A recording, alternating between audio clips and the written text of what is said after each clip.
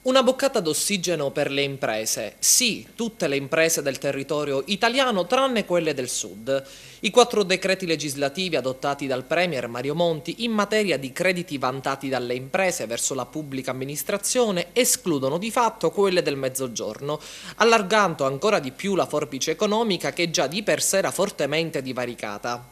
Abbiamo adottato 4 decreti che mirano a ridurre lo stock dei crediti delle imprese verso la pubblica amministrazione, ha affermato Mario Monti, affrontano con determinazione la crisi.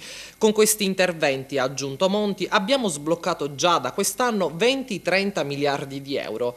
Ma perché quelle del Sud no? Perché rientrano nei piani di rientro, e pensare che ad avere varato il decreto fu proprio il segretario nazionale del PDL, l'agrigentino Angelino Alfano. Una questione che ha sollevato non poche polemiche e reazioni da parte degli imprenditori.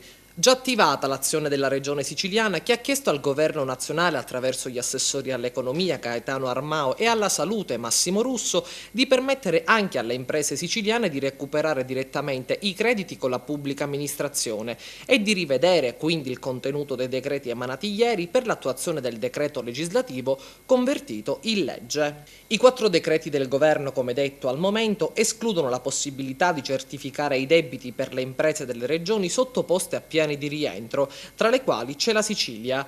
Abbiamo più volte evidenziato al governo nazionale, dice Armao, che la Sicilia è la regione con la performance più positive nel miglioramento dei conti in materia sanitaria ed è ormai fuori dal piano di rientro. D'intesa con il presidente della regione, Raffaele Lombardo, chiederemo l'estensione immediata alle imprese siciliane delle misure, conclude Armao. E da parte sua l'assessore Russo ribadisce che la Sicilia, sul fronte della sanità, ha superato il piano di rientro già nel 2009 e ha anche rispettato gli impegni assunti con il successivo programma operativo firmato con il Ministero e che scadrà alla fine di quest'anno ed è stata più volte additata in campo sanitario come esempio virtuoso per il risanamento economico.